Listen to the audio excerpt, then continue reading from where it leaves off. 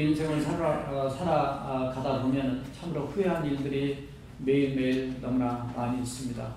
제가 조사된 것을 한번 보니까 14살에서 73세까지 1200명을 대상으로 조사한 내용이 있는데요. 남녀 세대를 초월해서 10대에서 50대까지 모든 사람들이 첫 번째로 그 후회했던, 또는 뭐 두 번째도 있고 있겠지만 후회했던 많은 내용이 이런 내용이었습니다. 학교 다닐 때 공부를 좀 열심히 할 걸. 동의하십니까? 네, 다 공부 잘하는 사람들 미국 오신 분들이기 때문에 60대에서 70대가 돼도 내가 좀 더 배우고 싶다. 그래서 사람 배움에 대한 우리 한국 사람의 그 교육의 열정이 얼마나 많은가를 발견했습니다. 그러나 다음을 보면서 좀 실망을 했는데요. 20대 남자가 세 번째로, 그리고 30, 40대 남자가 네 번째로 이렇게 후회하는 것이 있는데, 놀라지 마세요. 그때 그 여자를 잡을 걸. 이거 안 믿는 사람 남자들 얘기겠죠. 여러분 옆에 보세요 한번. 옆 사람, 옆 사람 말고 부부로 봐야 되겠죠. 그때 그 여자를 잡을 거. 남자들이 20대부터 이렇게 후회하고 살면 안 되죠. 우리 예수 믿는 사람들은 하나님이 주신 짝이다. 그래서 결혼한 거 아니에요. 지금도 상담하고 있는 커플들이 그런 줄 알고 결혼 살았는데 왜 이렇게 안 맞냐는 거예요. 안 맞으면 이제 후회가 되죠. 그래서 후회가 되는 사람들은 주님 앞에 오시든지 또 상담자한테 오든지, 그래서 결국 주님 안에서 해결을 받으면 그렇게 이뻐 보이고 그렇게 사랑스러워 보이고 그렇게 후회스럽고 내가 하나님 왜 그렇게 살았을까, 왜 그렇게 잘못 살았을까, 이런 깨달음이 오게 되면서 가정 안에 변화가 일어나고 행복이 일어나게 된 줄을 믿습니다. 놀라지 마세요. 남자만 얘기했지만 여자 30대와 50대 지금 배우자와 결혼한 것을 후회한다. 그게 2에 2. 그러면 40대와 60대는 4입니다. 결국은 이 부부라는 게 가정 안에서부터 행복이 이루어져야 사회 나가도 행복하고 가족, 자녀도 행복한데 속으로 말 안 해도 후회하고 있어. 설문조사에서만 자기 정직함을 드러내고 있다. 세상이 이 모양이에요. 그러니까 헤어지고 상처 주고 아픔 주고 고통감을 살고 있어요. 그러니까 예수 그리스도 우리 주님이 들어가면 그런 모든 마음도 치유도가 회복되면서 행복한 가정 공동체로 부부가 만들어질 줄로 믿습니다. 70대 남자 1위. 아내의 눈에서 눈물을 나게 한대. 남자는 늦게 철이 듭니다. 언제부터 철이 드냐면 40대 남자 5위가 아내 마음 아프게 한 거예요. 50대, 60대로 올라오면 그게 5위에서 3위로 올라옵니다. 70대가 되면 그게 1위로 올라오게 돼요. 그래서 남자는 나이가 들어야 철이 들고요. 한갑 지나도 철이 들까 말까. 심한 말로는 죽어야 철든다. 뭐 이런 얘기도 있어요. 제가 왜 이런 얘기를 하냐면 이게 심각한 문제거든요. 우리 인생 살면서 신앙은 좋은 것 같은데 우리가 늘 후회하고 산다면 내 스스로가 너무나 불행한 거예요. 20대 여성들 이상부터서는 남자보다는 여자가 훨씬 효성이 지극한 것 같아요. 왜냐하면 20대 이상의 모든 여성들이 부모님께 잘할 걸 이렇게 했어요. 1등에서 5등은 다 들어가 있어요. 남자는 유일하게 50대 남자만 부모님 생전에 효도할 걸. 그것도 5등으로 턱걸이에 올라갔어요. 남자는 50 넘어야 조금 부모님을 생각할 때 저를 보더라도. 10대 남자 2위가 뭐냐면 어머니에게 대들지 말 것. 뉴스들은 잘 들어야 돼요. 그런데 10대 여자들은 2등 하는 게 뭐냐면 좀 달라요. 남자하고 반대야. 남학생은 엄마에게 대들지 말 것이 두 번째인데 여자는 엄마에게 거짓말하지 않을 것 이렇게 해놨어요. 여자분들 거짓말 잘하세요? 또 하나 더 말씀드리면 50대 여성은 그 4위로 올라가서 남편에게 바가지 긁지 않을 것 이렇게 되었어요. 여자가 50 정도 되면 좀 철이 들어요. 남자한테 바가지 안 긁을 거 이렇게. 자, 이거는 사실은 그냥 세상 사람들의 얘기라고 저는 그렇게 생각합니다. 아무리 제가 이걸 가지고 묵상을 해봐도 이 속에서 우리 크리스찬이 이러지 않는데, 우리 교회는 이러지 않는데 이런 생각이 드는 거예요. 무슨 얘기냐? 우리가 진실을 까놓고 보면 사실 우리도 별반 다른 바 없는 그런 부족한 부분이 가지고 있다. 그래서 결국은 지금 제가 말씀드린 이 모든 부분이 첫째는 자기 자신에 대한 후회가 있고 두 번째는 다른 사람에게 관계에서 후회를 하고 있는데 그 관계가 주로 어디서 이루어지냐면 부부지간에 그리고 부모와 자녀지간에 다 이루어지는 거죠. 그래서 정말 내가 사랑해야 되고 정말 내가 섬겨야 되고 내가 잘해야 될 대상이 부부고 또 가족인데 거기에서 가장 우리가 실패하고 있어요. 그러니까 세상이 불행한 거예요. 가정 안에서 불행한 게 밖에 나와서 불행한 인생을 사는 거죠. 우리는 이 후회하는 인생이 아니라 이미 많이 후회했습니다. 또 날마다 우리는 또 앞으로도 후회할 거예요. 그러나 우리가 주님 안에서 기도하면 후회를 줄이고 정말 나는 주님 안에서 후회 없는 인생을 한번 살아봤다라는 그런 고백이 있는 그런 이제는 좀 행복한 크리스찬으로 살아가는 저와 여러분들이 해야 될 줄 믿습니다. 그러려면 잘 만나야 됩니다. 부부도 잘 만나야 돼요. 교회도 잘 만나야 돼요. 이번에 신입생 오신 분들 우리 교회 또 우리 교회 성도님들 잘 만날 수 있는 축복이 된 줄을 믿습니다. 잘못 만나면요 유학생 인생 막히는 사람이 한둘이야. 잘 만나면 영적으로도 정신적으로도 지적으로도 육신적으로도 얼마나 행복한 정말 사랑의 그 세계를 펼쳐나가야 되는지 몰라요. 여러분들이 후회하는 삶은 우리의 삶이 너무나 널렸습니다. 운전 잘하다가 한번 그 과속했는데 그때 다 어떻게 경찰이 알고 딱 잡았을 때 얼마나 두렵고 후회가 됩니까? 그날이 오기 전에 우리는 후회 없는 삶을 살기 위해서 사랑과의 관계에도 또 하나님의 말씀의 법 안에도 또 세상 법 안에서도 우리가 하나님 앞에 바르게 살아야 될 줄 믿습니다. 오늘 사실 보면은 바울이 고린도 교회 선교여행 나가서 고린도 교회를 세웠어요. 그곳에 가서 열심히 말씀을 가르치고 심혈을 기울였던 1년 6개월 동안 쏟아부었던 귀한 교회입니다. 그러나 다른 선교지를 다니면서 들어보니까 그 교회가 파랑이거든. 싸워요. 분열이 아픔이 있습니다. 또 세상에서 생각지 못한 그런 성적인 죄가 있고 뭐 이런 끔찍한 그런 하나님 앞에 범죄 잘못들이 있습니다. 그래서 바울이 편지를 쓰게 됩니다. 편지로 보냅니다. 당신들 그렇게 하면 안 된다고 강력하게 책망하고 그렇게 살면 안 된다 권면하고 그래서 보냅니다. 보내고 난 다음에 자기 마음이 무거운 거예요. 사실 자녀를 책망하고 때로는 제자를 책망하고 때로는 우리의 목원들을 때로는 성도들을 때로는 책망하는 설교를 하고 제가 내려갈 때 제 마음이 사실 더 무겁습니다. 뭐냐면 혹시라도 이 메시지를 듣고 이 권면을 듣고 이 책망을 듣고 상처받으면 어땠을까? 바울의 마음이 그런 거였어요. 마음에 그 무거움이 있었습니다. 근심이 있었습니다. 그런데 다행스럽게도 디도라는 그 자기의 동역자 제자가 오더니 그 소식을 가져왔어요. 바울 선생님 그게 아니고 그분들이요 잠깐 근심을 했지만은 그 편지를 받아들고 그들이 자신을 돌아보고 그들이 회개하고 하나님 앞에 바르게 서서요. 이제는 그들이 많이 변화되고 달라졌습니다. 너무 기뻐서 두 번째로 쓴 편지가 바로 그게 고린도 후서예요. 그 내용이 바로 오늘 본문이에요. 우리 살아가면서 관계 안에서 또 우리 개인적인 삶 안에서 많은 후회되는 일들이 사실 너무 많았어요. 내가 좋은 일을 해놓고도 후회가 돼요. 상대방을 잘 되라고 얘기해놓고도 내가 후회가 또 될 때가 있어요.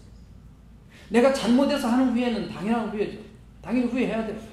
그리고 회개까지 나가야죠. 그러나 이런 삶에서 우리는 어떻게 크리스찬으로서 후회 없는 삶을 살 수 있을 것인가 기준을 적어도 세 가지를 잡아봤습니다. 첫 번째 따로 해보세요. 하나님의 뜻대로 하는 근심을 하라. 사실 성경에서 근심하지 말라 그랬지 근심을 하란 말씀은 별로 없거든요.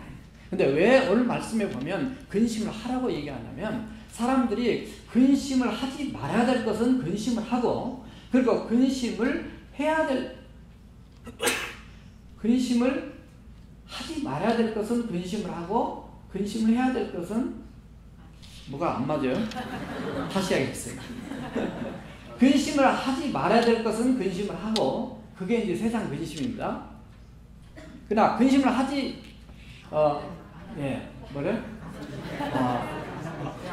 근심을 해야 될 것은 근심을 안 하고 있어요. 이상한 말인데 이게 아무튼 저도 근심이 되네요. 시작부터 제가 오늘부터 지금 30분 안에 설교를 끝내려고 자꾸 합니다. 이게 근심이 돼가지고 제가 방해합니다. 예배를 앞으로 15분 더 빨리 끝나게 하려고 하니까 저부터 지금 오늘 연습하는 25분 안에 정리를 해야 될 이런 마음 지금 쳤더니 처음부터 하나님께서 저를 더 정신 차리게 하시네요. 왜냐하면 근심에 이렇게 두 종류가 있습니다.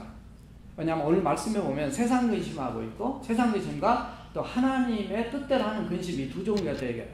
근데 그 세상 근심이라고 하는 것은 사실 세상 사람이 하는 모든 그냥 염려 그냥 그대로 갖고 그냥 그대로 또 근심하고 또 좌절하고 또 걱정하고 그냥 인간의 방법으로 해결하려고 또 하고 또 이런 거예요. 그래서 결과는 뭐라고 하냐면 이것은 사망을 이룬다 이렇게 돼요. 별로 결과가 안 좋다, 기분 나쁘다, 더 나를 망가뜨린다 이런 얘기입니다. 적어도 우리 크리스찬들은 예수 믿는 사람들은 하나님이 뜻하신 대로 그 근심을 해야 된다는 얘기입니다. 이게 무슨 얘기냐면 똑같은 문제가 터졌어요. 여러분 유학생 와서 공부하는데 영어도 잘 못하겠고 또 공부하는데 따라가는 게 힘들다. 그러면은 그래가지고 내가 이번 시험에 이렇게 그 치딩을 해야 될까? 뭐 이런 근심하면 안 되죠. 이걸 가지고 하나님 앞에 들고 나가요. 그래서 모든 문제, 몸이 아프다, 그 다음에 또 뭐가 잘 안 되고 잘 안 풀린다. 그러면 모든 것은 하나님 앞에 들고 나가서 하나님의 뜻대로 하는 근심을 해라는 거예요. 하나님과 관계 안에서 왜 이런 일이 생길 것이며 왜 내가 이렇게 부족한가, 그래서 내가 왜 사람들한테 어려움을 겪는가, 이런 모든 걸 가지고 사람 쳐다보지 마, 환경 쳐다보지 말고 걱정하지 말고 나 보지 말고 하나님과 관계 안에서 이 문제를 풀어나가라는 거예요. 이게 우리 크리스찬들이 후회 없는 인생을 살 수 있는 첫 번째 열쇠. 대부분 이거를 잘 우리가 못합니다. 그래서 세상 근심대로 가버려요. 그래서 세상 근심대로 가다 보니까 근심에 눌려가지고 내 몸도 병이 들고 어려움을 겪어요. 노벨 의학상을 받았던 알렉시스 캐럴이라는 분인데 이분은 염려와 싸우는 방법을 모르는 사람은 일찍 죽는다 이렇게 얘기했어요. 이런 말씀은 이게 우리가 또 귀담아 더 잘 듣죠. 성경 말씀입니다. 근데 또 이렇게 얘기한 사람이 있어요. 조셉 몬테이그라는 사람인데 신경성 위장 질환이라는 책을 썼어요. 이분은 뭐라고 얘기했냐면 우리가 먹는 음식 때문에 유의궤양에 걸리는 것이 아니라 우리를 좀먹는 염려 때문에 유의궤양에 걸린다. 맞죠? 그래서 우리가 얼마나 우리가 참 근심 속에 사실은 실제로 살고 있는가. 그러나 그 근심이 얼마나 우리의 몸도 망가뜨리고 신앙도 망가뜨리고 관계도 망가뜨리고 이렇게 하는 것인가. 세상적인 방법으로는 다 우리를 망가뜨리는 거예요. 그건 사망을 이루는 거예요 결국. 그러나 세상 근심을 이게 이길 수 있는 처방이 있습니다. 그 처방이 오늘 말씀에는 바로 하나님의 따라서세요. 하나님의 뜻대로 하는 근심이다. 하나님의 뜻대로 하는 근심. 사실 굉장히 심플하고 굉장히 쉬운 겁니다. 근데 우리는 하나님 뜻대로 근심을 한다고 하면서도 자꾸 다시 세상으로 돌아가는 거예요. 그러니까 우리가 또 힘들고 또 힘듭니다. 아니 맡기려면 확실하게 맡겨봐. 그래서 하나님의 뜻대로 한 이 근심이 뭐냐면 바로 따라서 다시 말해서 경건한 근심이다. 우리가 두려움도 홀리 피어가 있습니다. 홀리 피어가. 그래서 우리가 하나님을 경외한다 할 때 하나님 무서워 이게 아니라 정말 하나님이 너무 거룩하시고 너무 광대하시고 너무 위대하시니까 나 같은 죄인이 나 같은 연약한 자가 감히 바라볼 수 없다는 그 앞에 느끼는 그 거룩한 두려움처럼 근심도 마찬가지입니다. 하나님 앞에 이걸 내놓을 때는 이것이 거룩한 근심으로 바뀌는 경건한 근심으로.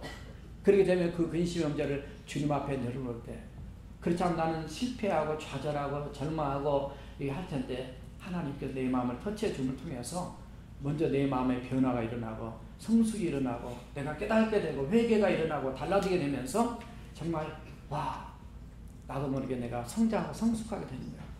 그래서 이 하나님의 뜻대로 하는 이 근심을 통해서 두 가지로 나누는데 하나는 자기 자신을 발견하게 됩니다.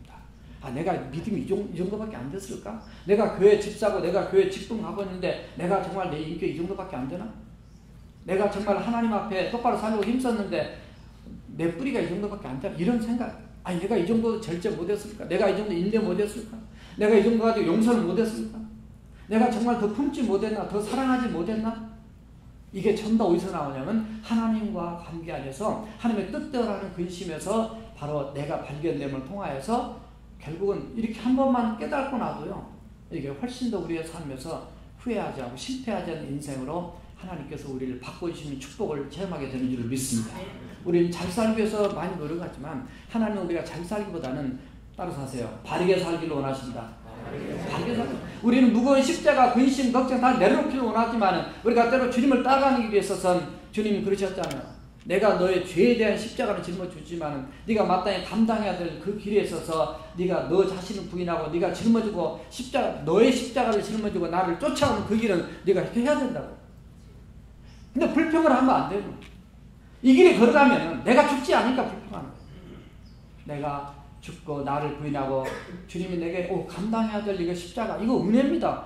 어제 예수 안 믿고 주님 우리를 불러주지 않고 구원시켜주지 않고 나를 써주시지 않다면 그런 일들을 감당할 수 없고 아무것도 모르고 그냥 살았을 텐데, 나를 불러서 이런 기회를 주시고 내게는 정말 내 평생 살아가는데 이렇게 써주신 거 너무나 감사해요. 그래서 주님 앞에 나오게 되면은 하나님의 뜻대로 근심하게 되면 나를 발견하게 되면서 하나님의 관계가 새롭게 설정이 되고 정리가 되면서 회개가 일어나게 되고, 그래서 내가 변하게 되는 거예요. 우리 교회는 저나 여러분들이 정말 이런 은혜가 넘침을 통해서 하나님의 뜻대로 하는 근심 속에 놀라운 은혜가 날마다 체험되고 간증거리가 넘쳐나야 될 줄로 믿습니다. 남에게 하는 근심, 남에게도 하나님 뜻대로 내가 어떤 영향을 때로는 줘야 될 위치에도 있잖아요. 목사가 마찬가지고 우리 교회 목자들도 마찬가지고 장로들이나 집사님들이나 목자들이나 또 각 기관의 리더들이나 어떻게 하면 우리 하나님의 뜻대로 바로에 살아보자라고 권면하다 보면 아까 그런 마음이 있어요. 오늘 말씀에 그랬습니다. 바로 바울이 내가 편지로 너희를 근심하게 한 것을 후회하였으니 이렇게 됐어요. 후회도 했어요. 그러나 지금은 후회하지 않는 것은 그 편지가 너희로 잠시만 근심하게 한 줄을 안다. 9절 보면 내가 지금은 기뻐하면 너희로 근심하게 한 까닭이 아니요 도리어 너희가 근심함으로 회개함에 이른 까닭이다. 무슨 얘기냐면 내가 지금 보내기 전에도 근심해서 저 사람들을 하나님 잘 믿게 해야 되는데 고쳐야 되는데 회복시켜야 되는데, 그래서 사도 바울은 그 고린도교회 성도를 놓고 근심을 했어요. 근데 이 근심을 해서 편지를 딱 보냈더니 그 받은 사람들이 처음에는 받고 굉장히 부담감 느끼고 기분도 나쁘고 상처도 받고 이런 상태에 있었다가 그건 세상 사람들이 똑같이 느끼는 거죠. 그러나 그들이 깨달았어요. 이거 안 되면 하나님 앞에 우리도 나가야 되겠다. 그래서 하나님 앞에 나가서 그들 자신을 돌아보면서 하나님 앞에 회개하게 되는 거예요. 근심하게 되는 거예요. 그래서 너희들이 잠시 근심함으로 말미암아 하나님께 회개에 이르렀다는 거예요. 무슨 얘기예요? 사도 바울이 그들을 놓고 근심했는데 이제는 그들 자신의 삶의 죄악과 잘못을 놓고 하나님 앞에 그들도 나가서 하나님의 뜻대로 하는 근심을 같이 하게 되는 거예요. 그러니까 바울의 하나님 뜻대로 하는 근심이나 고린도교회 성도들이 같이 하는 하나님 뜻대로 하는 근심이 일치가 돼서 영적으로 통한 거예요. 우리 교회도 마찬가지고 우리 부부가 가정안의 삶도 마찬가지로 하나님의 뜻대로 하는 근심은 놀라운 시너지와 축복을 만들게 되는 줄로 믿습니다. 같이 똑같아. 영적으로 부부지간에 권면하면 여보 나 기분 나빠. 당신의 교회가 이렇게 하면 안 됩니다. 여보 예배 시간에 거의 안 늦고 들어오시지만은 이렇게 빨리 갑시다. 그러면 좀 더 5분만 좀 빨리 서둘러도 훨씬 낫다. 어쩌다 서로 권면할 때요. 권면할 때 세상적인 방법으로 행동을 하게 되면 다 세속적인 인간이에요. 그러나 우리가 하나님의 사람으로서 하나님의 뜻대로 하는 그 근심을 하죠. 늦으면 늘 후회하잖아요. 물론 뭐 이런저런 사정 때문에 늦게 오신 분도 계실 수 있지만요. 여기 딱 들어오시는 순간 후회하고, 저기서 여기 주차장에 오실 때부터 후회하고 그 전부터 후회하고 5분만 더 빨리 갈 거야. 작은 일에 뭐 큰 거 요구하지 않습니다. 우리의 삶에 작은 거 하나라도 고치면은 그 후회가 사라지게 되면서 정말 내 마음에 얼마나 감사와 기쁨이 넘치냐고. 그래서 따라서 하세요. 하나님과 가까이 있는 사람은 후회하지 않는다. 왜냐하면 하나님과 가까이 살면요, 하나님 뜻대로 근심하고 하나님 뜻대로 어떻게 살려고 발버둥치면요, 하나님이 말씀해 주세요. 가르쳐 주세요. 깨닫게 해주세요. 그래서 우리 따라서 지난번에 얘기했지만 감기찬 교인이 된다. 좀 우리가 감사하고 기도하고 찬송하면서 기쁜 그런 교회인데 후회하지 않아요. 내가 빨리 오기 잘했구나. 복수함 안 하기 잘했구나. 내가 참기 잘했구나. 이게 해서 너무나 감사하고 찬양하고 기뻐하면 이렇게 됩니다. 그러나 그렇지 않고 하나님과 멀찍이 있는 사람은 꼭 반대로 바뀌어요. 우리 교회는 기독교입니다. 그러나 기독교인이 아니라 교회 안에 무슨 교인이 있다 그랬어요? 원불교인이 있다 그랬어요. 원불교. 원망하고 불평하고 교만한. 하나님과 멀리 떨어지면 나도 교만하죠. 하나님의 뜻대로 하는 근심 속에서 우리 자신이 주님 앞에 나가게 될 때요, 하나님은 내게 작은 일이라도 말씀하세요. 사실 제가 어제 아침에 저도 후회를 했습니다. 사실 그동안 운동 못한 것도 후회했고요. 아침에 어제 차량 마치고 들어갔는데 또 허리가 조금 안 좋았는데 아침이라 괜찮나 싶었더니 딱 일어나니까 허리가 이렇게 옆으로 이렇게 거의 한 11시 방향으로 허리가 원래 허리가 안 좋은데 운동을 못했군요. 그래서 그래가지고 바닥에 누웠습니다. 누워서 하나님 회개했죠. 하나님, 내가 참 운동도 못하고 또 제가 더 하나님 앞에 영적 관리만 아니라 성경인처럼 육신적 관리도 잘하고 해야 되는데 참 내가 뭘 잘못했길래 하나님 또 이렇게 하나님 저를 또 꺾으십니까? 기도하는데 그 찬송이 나왔더라고요. 나의 등 뒤에서 나를 도우신 주님. 그러면서 훈련을 가서 일어나 걸어라. 내가 너를 도우리라. 그래가지고 우리 집사람이 오더니 또 집사람 항상 그냥 큐티를 하거든요. 저녁에도 큐티하고 아침에 큐티하고 뭐 중간에 큐티하는데 잘 큐티하는데 여보 이것이 생각났어. 그래서 집에 전자침이 있어요. 거기처럼 생겨요. 뭐가 이걸 가지고 아무래도 당신이 해줘야 되겠다. 그래서 이렇게 해주고 일어났는데 진짜 일어나 걸을 수가 있었어요. 그래서 어제 부담이 확 됐습니다. 어제 어디 예배 들어가야 되고 또 이 결혼 25주년 행사 또 가야 되고 막 두 건이나 있으니까 부담이 확 됐는데 이래가지고 어떻게 걷겠나 이렇게 그랬는데 하나님께서 어떻든 내가 체험한 하나님은 일어나 걸어라 내가 너를 도우리라 그 찬송. 그래서 여보 한번 일어나 볼게. 아무튼 우리가 이런 거는 쉽지 않아요 사실.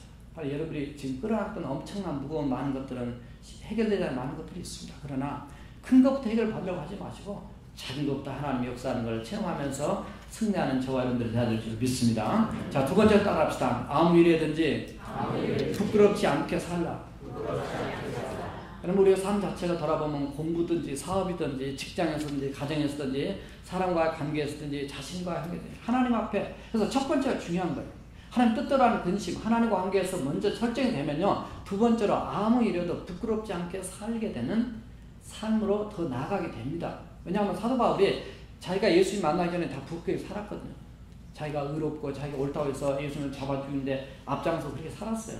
그러다 보니까 그렇게 살면 안 되겠다 라는 것을 철저히 깨닫게 됐어요. 근데 오늘 말씀 구제를 보게 되면 아까도 말씀드렸지만은 지금 이 고린도 교회 문제점이 뭐였냐면 예수님이라는 고린도 교회에서 문제점이 그들이 지금 죄를 받고 있었단 말이죠. 그래서 너희들이 회개에 이르도록 하기 위해서 나는 근심하면서 이렇게 편지를 보냈다는 거죠. 결국은 포인트는 뭐냐면 죄거든요. 해결 방법은 부끄러움 없이 살려면은 죄가 있으면 회개를 하는 거예요. 회개는 부끄러운 게 아닙니다.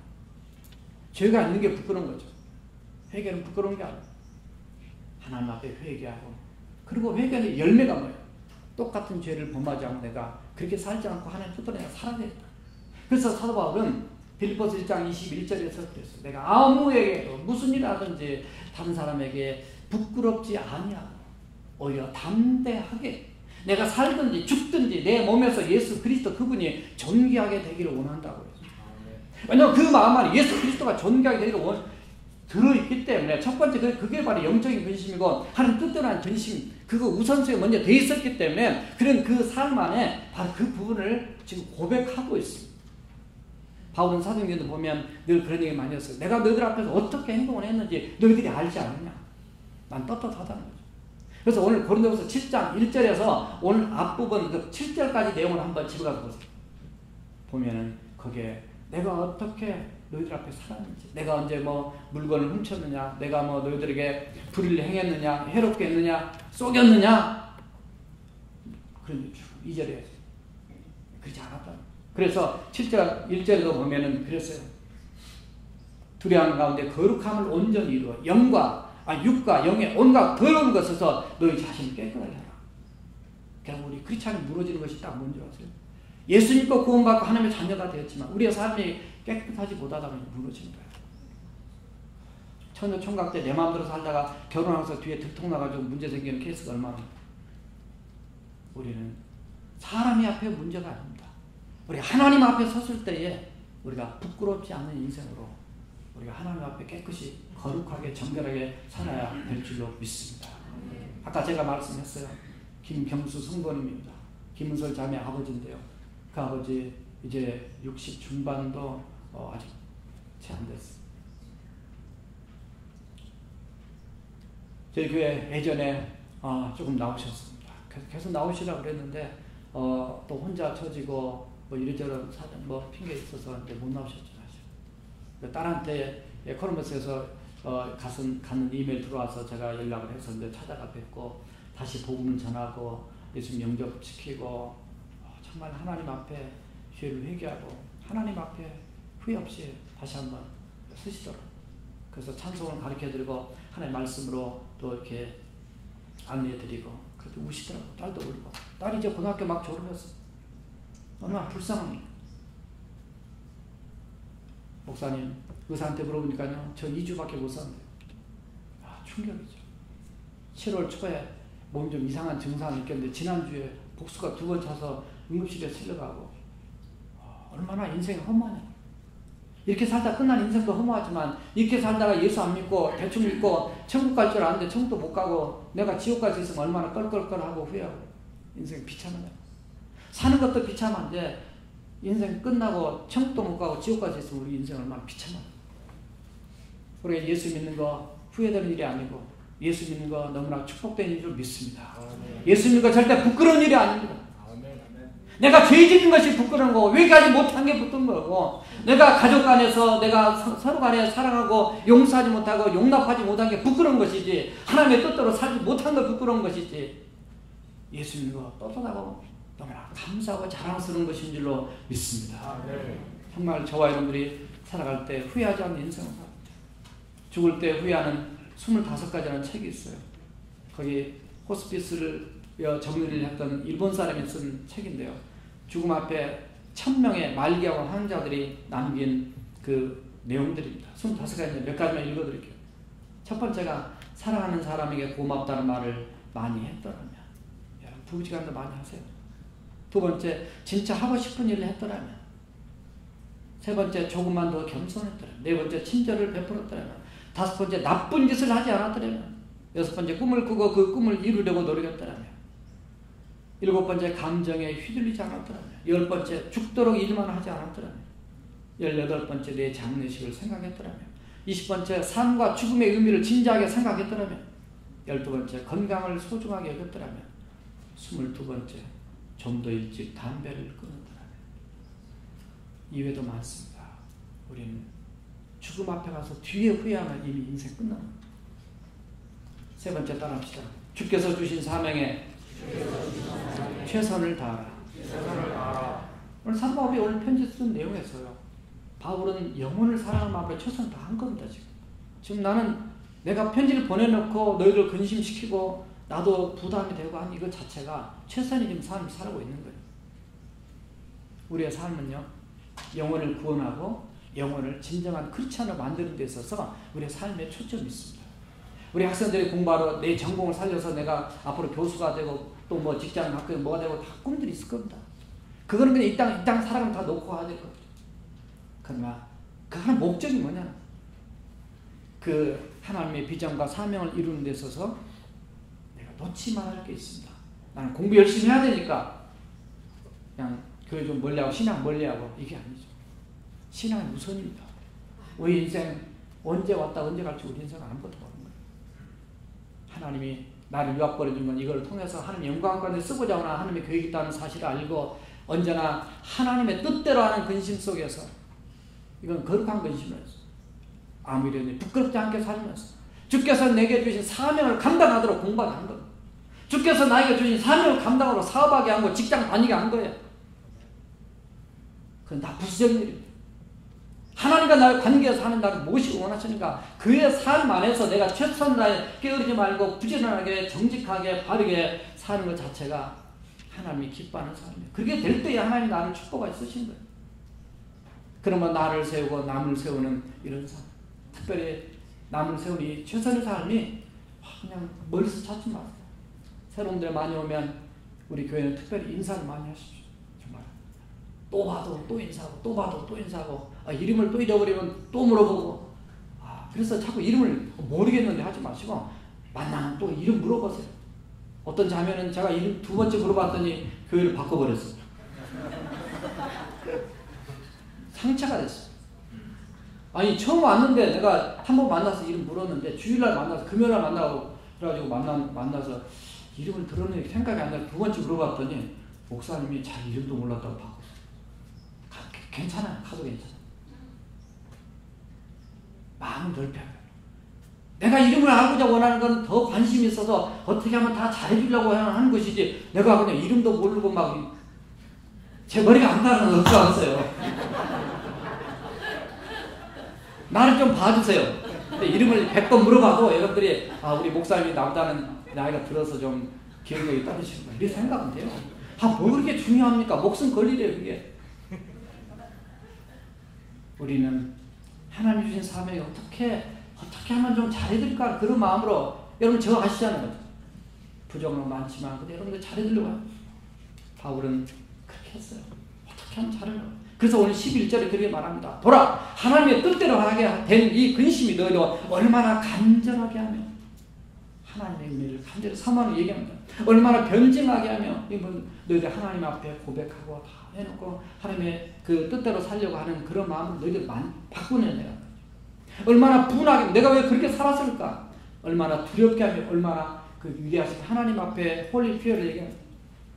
얼마나 은혜를 사모하게 하며, 얼마나 또 열심히 있게 하며, 얼마나 벌하게 하며, 잘못된 건 책망하는 하나님 뜻대로 하니까 그 모든 것이 다 억셉트가 돼요. 그러면서 마지막 결론이 너희가 그 일에 대하여 일체 너희 자신의 깨끗함을 나타냈다. 와, 이들이 이 말씀, 이 편지를 받고 그들이 이 회복하고 회개하고 이렇게 아름답게 지금 변화됐다라는 얘기를 하고 있습니다. 저와 여러분들이 말씀을 통해서요, 매주마다 듣고 여러분들이 스스로 말씀 보면서 또 공부하면 다 듣지만은 어떻든 그걸 통해서 우리가 변화되면서요, 한 사람이 예수 믿고 한 사람이 달라져서 한 사람이 하나님의 백성으로 살아간다는 것 얼마나 감사한지. 금요일날도 두 사람이 간증했지만 하나님이 이렇게 만들어 가시는구나. 우리가 처음부터 완벽할 수 없습니다. 그러나 저와 여러분들이 주님이 주신 내 인생 그 자체가 하나님 주신 사명 가운데 걸어가는, 하나님이 내게 맡겨주신 그 일에 최선을 다해서 살 때 정말 후회 없이 걸어가는 저와 여러분들이 되게 될 줄로 믿습니다. 기도하시겠습니다. 우리 함께 기도하기 전에 제가 한 가사를 읽겠습니다. 우리 금요일날 이삭교에서 찬양했고요. 저도 옛날에 많이 들으면서 눈물을 흘리며 많이 찬양했는데 결심을 하시기 바랍니다. 낮엔 해처럼 밤의 달처럼 그렇게 살 수는 없을까? 욕심도 없이 어두운 세상 비추어 온전히 남을 위해 살듯이 나 일생에 꿈이 있다면 이 땅의 빛과 소금되어 가난한 영혼, 지친 영혼을 주님께 인도하는데 나의 욕심, 나의 못난 자아가 언제나 커다란 침대요 나를 짓눌러 마음을 금곡해 하며 예수의 나를 도와주소서. 예수님처럼 바울처럼 그렇게 살 수는 없을까? 남을 위하여 당신들의 온몸을 온전히 버리셨던 것처럼 주님의 사랑은 베푸는 사랑, 값없이 거저주는 사랑. 그러나 나는 주는 것보다 받는 것 더욱 좋아하니 나의 입술은 주님 닮는 듯 하나 내 마음은 아직도 추하여 받을 사랑만 계수하고 있으니 예수의 나를 도와주소서. 예수님은 다 이뤘다라고 마지막 십자가에서 고백하시고 사랑을 실천하시고 떠나셨습니다. 후회 없이 가셨습니다. 저라면 또 후회 없이 인생을 살기 위해서 놓지 말아야 될 하나님의 뜻대로 하는 근심, 아무래도 부끄럽다는 거룩한 삶, 주께 주신 삶에 최선을 다하는 삶을 살기 위해서 다 통성을 기도하시겠습니다. 살아계신 하나님 아버지, 우리 주여, 참으로 저희는 너무나 부족해서 허물이 많아서 늘 후회하고 늘 잘못하고 늘 아픔을 주고 늘 우리 자신도 괴롭고 늘 우리 자신 후회하며 삽니다.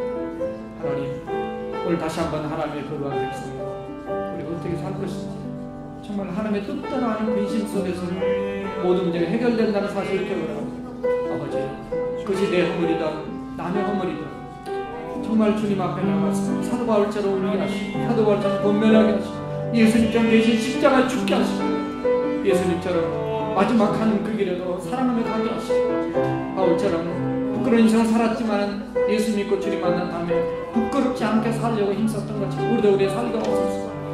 주께서 주신 사명에 최선을 다하며 살아가는 우리 모두가 되도록 축복하여 주시옵소서.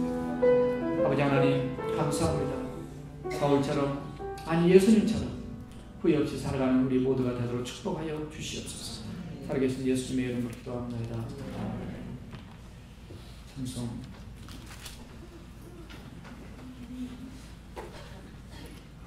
(370장) 1절과 4절만 보시겠습니다.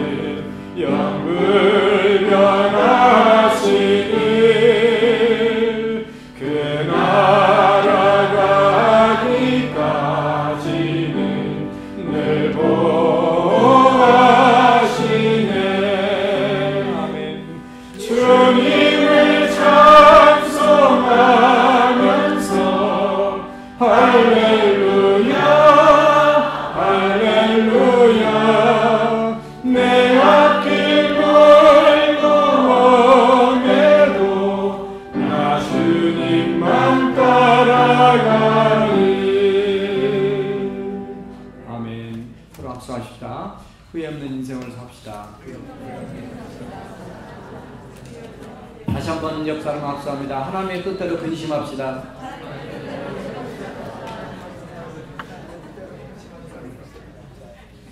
새로 오신 게 아니고요. 6년 만에 다시 오신 분 소개합니다. 오늘 우주보다 크신 분이 오셨는데 그 이름이 우주형입니다. 우리 우주형 교수님이 저에게 오셨다 6년 만에 강릉으로 오셨다가 돌아가셔서 하셨다가 6년 만에 안식년으로 두 번째로 안식년 오신 분은 처음인 것 같아요. 오셨습니다. 잠깐 우리 형님 일어나시죠. 우리 박수로 우주형 딸은 벌써 커서 중국에 청와대로 가고 아들이 지금 치우인데요. 같이 오셨습니다. 유시에 패션 디자인과 교수님이신데 인하대에서 오셨어요. 그 다음에 이지춘 우리 자매님이시고요. 아틀란타에서 이렇게 이주하셨어요. 남편이 존 윌러, 그 다음에 딸 페이스, 그 다음에 크리스찬 윌러 아들 둘 있고요. 스탠드업 플리즈 어디 계세요? 네, 여기 아주 환영이었습니다. 감사합니다. 잘해주셨습니다.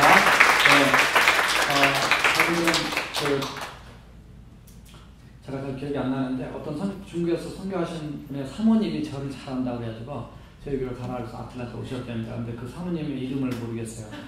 그래서 아무튼 너무 감사하고요. 잘 오셨습니다. 저기 직장에 오셔서 저희 교회로 하시겠고요. 그 다음에 오늘 인도하신 분은 특이한 분이 오셨습니다. 인도자는 예수님도 쓰시고 심칠구 집사님이세요. 한미경 집사님, 그 다음에 아들 민우, 그 다음에 영대 일시방문입니다. 이렇게 되는데 어디 계세요? 여기 계십니다. 박수 환영했습니다. 감사합니다. 잘 오셨습니다. 그 다음에 강동현 형제님, 유시의 피아노과 피아노 전공으로 오셨습니다. 강동현 형제님, 저 뒤에 계십니다. 박수로 환영했습니다. 잘 오셨습니다. 지금 많은 신입생도 오고 계신데 많이 신경 써주시고요. 그 다음에 예전에 우리 교회에 계셨던 황보 민주자매가 인도하셨는데 우리 광문정 자매 시점에 플룻 석사과정 오셨어요. 저희 계세요. 우리 감사합니다. 이만하 자매와 같이 인도하시고요. 그 다음 이마림 자매가 인도하셨는데요. 찬다솜 자매님 시점에 바이올린 석사과정으로 오셨습니다. 어디 계세요? 저기 있습니다. 우리 박수 환영했습니다. 감사합니다.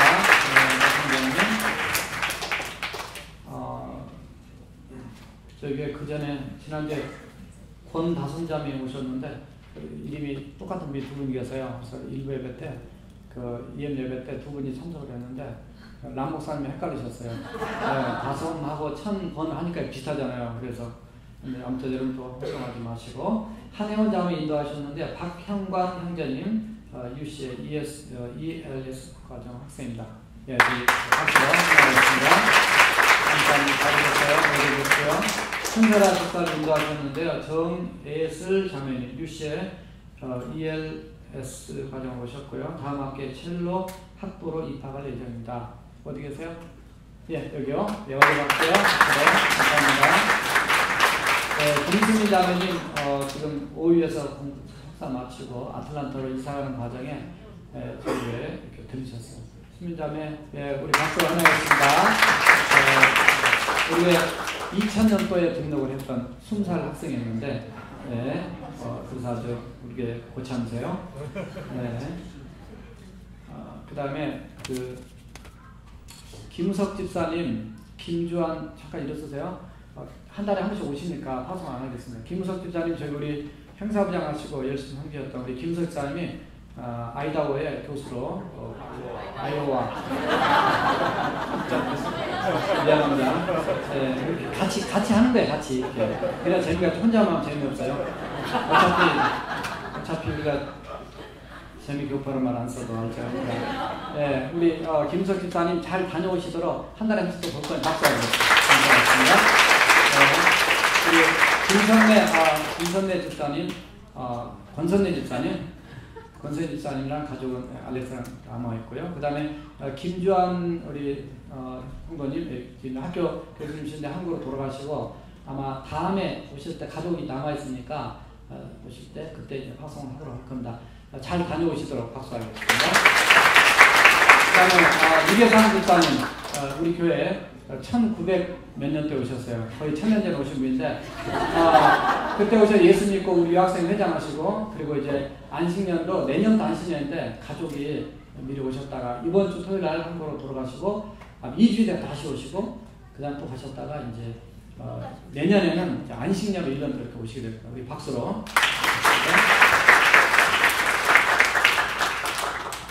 그 다음에 김재 자매님 앞으로 나오시기 바랍니다. 김재 첼로 김재 자매님, 우리 오케스트라에서 성가대에서 열심히 섬기셨던 김재 자매님이 이제 이번 주 이제 한국으로 돌아가게 됩니다. 그래서 지금 파송식을 하려고요.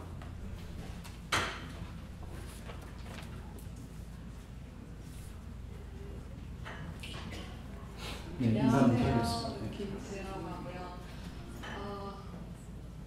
짧으면 짧고 길면 길게 1년이라는 시간 동안 첼로 연주자 과정을 빨리 마치고 신신의 그 생활을 마무리하고 이제 한국으로 귀국하려고 합니다.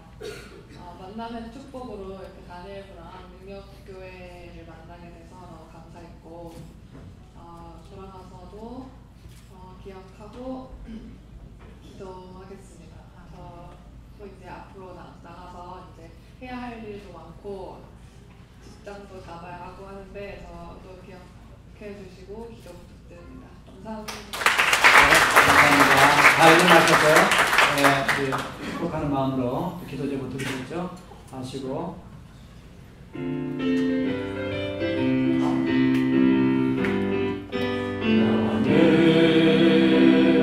한평나무로 뻗은 나무 가지에 푸른 열매처럼 하나님의 귀한 축복이 삶에 가득히 넘쳐날 거야.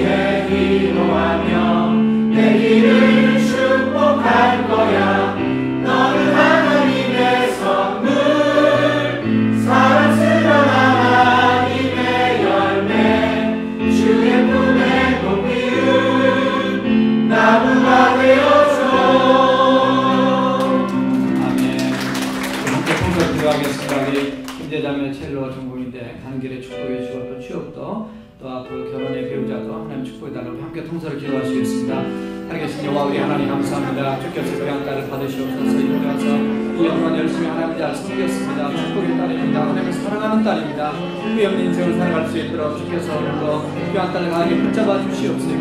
가는 길에 인도자 되시며 목자가 되어주시고 하나님께서 이미 예정해 놓으시고 예배해 놓으신 그곳에서 죽도록 하나님의 나라 영광에서 쓰임받는 충성스러운 하나님의 나라 일꾼 될 수 있도록 인도하여 주옵소서. 좋은 직장 또 주께서 마음에 많고 사랑에 또 서로 사랑하며 행복한 또 가정을 꾸릴 수 있는 하나님 또 교제를 허락하시며 하나님 놀라운 은혜 속에 함께하옵소서. 하나님 감사합니다.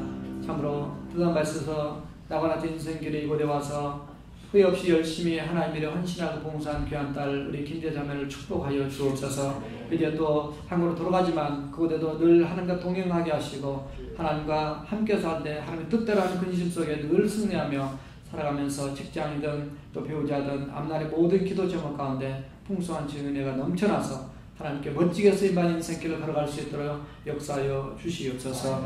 지금은 우리 구주 예수 그리스도의 은혜와 하나님 아버지의 지가신 사랑하심과 성령님의 감화감 역사 충만하심이 오늘도 후회 없는 인생을 살기를 원하여 하나님의 뜻대로 살기 원하는 원래 참석한 모든 당신의 종들과 그리고 이곳을 떠난 우리 김제 자매 그리고 또 떠났다 다시 올 모든 영혼들 머리 위에 지금부터 영원토록 함께 하시기를 간절히 축원하옵나이다. 아멘.